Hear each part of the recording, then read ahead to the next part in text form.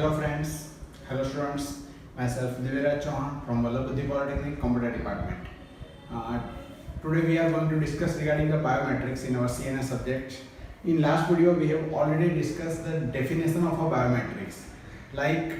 Basically what is biometrics? It is a science or a technology which measures the unique body parameter of human body. બરાબર last લેક્ચરમાં already discuss કરી છે કયા કયા unique parts કયા કયા unique parameter હતા આપણા હ્યુમન બોડીના કે જેને આપણે મેઝરમેન્ટ લઈને આપણે બાયોમેટ્રિક્સની અંદર એનો યુઝ કરી શકીએ okay under which the first scanner which we are going to discuss today is our fingerprint okay most probably આપણે બધા જાણીએ છીએ what is fingerprint આપણને fingerprint ખબર છે બરાબર we have already used actually most of the students having the smartphone which uses the fingerprint technology for accessing or logging your mobile device તમારા મોબાઈલની પાછળ જેટલા પણ અત્યારની જેટલી પણ કંપની છે તમારી સેમસંગ લઈ લો નોકિયા સેમસંગ MI આ દરેક ફોનની અંદર તમને પાછળ fingerprint scanner mostly mobiles use કરે છે બરાબર બેઝિકલી જે આનો આઈડિયા હતો ફિંગરપ્રિન્ટ ડિવાઇસનો એ બેઝિકલી જે યુઝ કરવામાં આવતો હતો તે તમારું એટેન્ડન્સ સ્ટાર્ટ થયેલું કે કોઈ પણ કંપનીઓમાં કે કોઈ પણ ઓર્ગેનાઇઝેશનની અંદર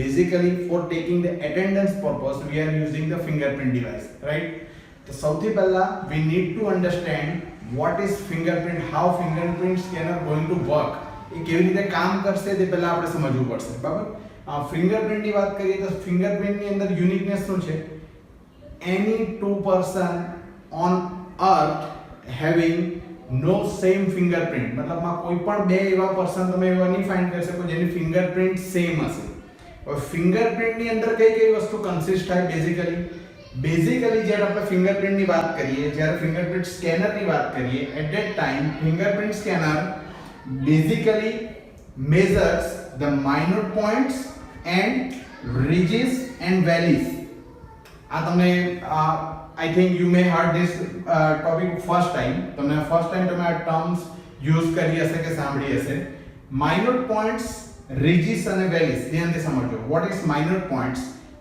પોઈન્ટ્સ રિજીસ અને વેલીસ માં રિજીસ શું છે બેઝિકલી તમે ધ્યાનથી તમારી ફિંગર જોવો છો તમે અત્યારે સ્ક્રીન પર જોઈ રહ્યા છો બેઝિકલી રિજીસ કન્સિસ્ટ ઓફ તમારા ફિંગરપ્રિન્ટની અંદર જે ઉપસેલી લાઇન્સ છે તમે ધ્યાનથી ઓબ્ઝર્વ કરશો જે લાઇન્સ દેખાય છે તે લાઇન્સની અંદર એક આ રીતે ઉપસેલો ભાગ હશે બીજી ઉપસેલો ભાગ હશે વચ્ચે તમને એક ખાડો જેવો દેખાશે બરાબર basically that particular in between part is considered as a valley and જે તમારો ઉપસેલો પાર્ટ છે that particular part is known as a ridges જે તમને લાઇન્સ દેખાય છે ને that particular lines is known as the ridges okay હવે જ્યારે ridges આગળ જતા અમુક જગ્યા પર બ્રાન્ચમાં ડિવાઇડ થાય છે the same ridges are going to form the branches and that particular meeting point is known as a minor points I am again going to repeat જે તમારી ridges છે જે ઉપસેલી લાઇન્સ છે તમે ધ્યાનથી જોશો એ ઉપસેલી લાઇન આગળ જતા બ્રાન્ચમાં ડિવાઇડ થાય છે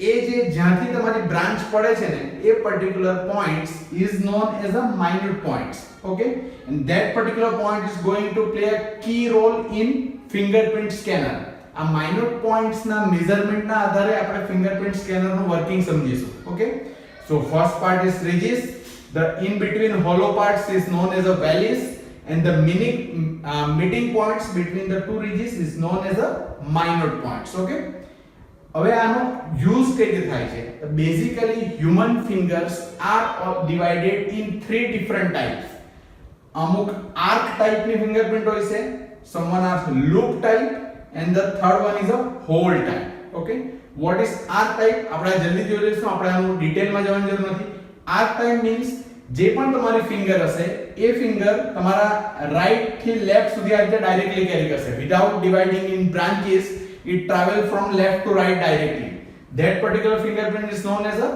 arc type fingerprint second one is a loop type માં શું હશે તમારા ફિંગર માં જે હશે તે આ રીતે તમારા લૂપ માં અંદર સેન્ટ્રલ પોઈન્ટ માં મીટ થતી હશે તમારા ફિંગર માં that particular type is known as a loop type and last one is a hole type in which you can see the multiple branching in your ridges તે તમારી સામે આવશે hall ટાઈપની અંદર આવશે બરાબર બેઝિકલી જ્યારે ફિંગરપ્રિન્ટ સ્કેનરની વાત કરીએ તો ફિંગરપ્રિન્ટ સ્કેનર બેઝિકલી શું કરે છે, કોઈ પણ એના અલગ અલગ ટાઈપ છે. Before going into types we need to understand how it works.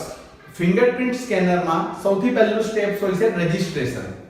while we came across any fingerprint scanner, આપણે કોઈ પણ ફિંગરપ્રિન્ટ સ્કેનર પર સૌથી પહેલા શું કરવું પડે, તમારે રજિસ્ટ્રેશન કરવું પડે. Registration means when you first came across that particular scanner you need to place your finger on it.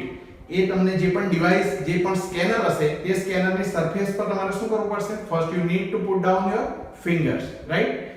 when you place your finger upon that scanner, it will try to capture the image of your finger. તમારા ફિંગરની image capture થશે.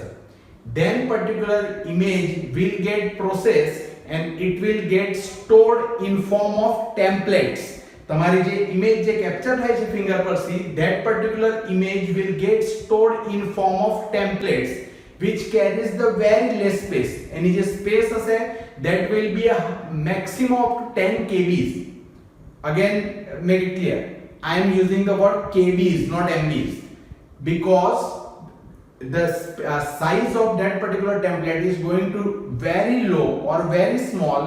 Then and then you can use it in your optical scanner or your small size scanner. તમારે ઓછી સ્પેસની અંદર ઘણી બધી ઇમેજો જ્યારે સેવ કરવાની હોય, that particular time you need the compact version of that particular file. So your fingerprint scanner images will stored in form of template which is the maximum size of a 10 kb. Okay, right? After storing that particular images, it will prepare one table. In table it will identify that this particular image is dedicated to that particular person or that particular number. So when again you are going to come across the same scanner and doing the same scanning of finger, it will matches your current image with the previously stored images or stored templates. If both the template matches, then it will give the access. જો બંને template match થઈ જશે તો તમને access મળશે. હવે matching કઈ રીતે થશે? For that reason it used the very complicated algorithm. ઘણા બધા complicated અથવા તો સિમ્પલ ઘણા ટાઈપના અલ્ગોરિધમ હોય છે.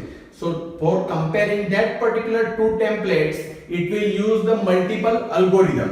અને એ અલ્ગોરિધમ વર્ક કેવી રીતે કરશે? That particular algorithm again using the minute points calculation, Regis calculation and Wallis calculation. That depend on which type of fingerprint scanner you are using.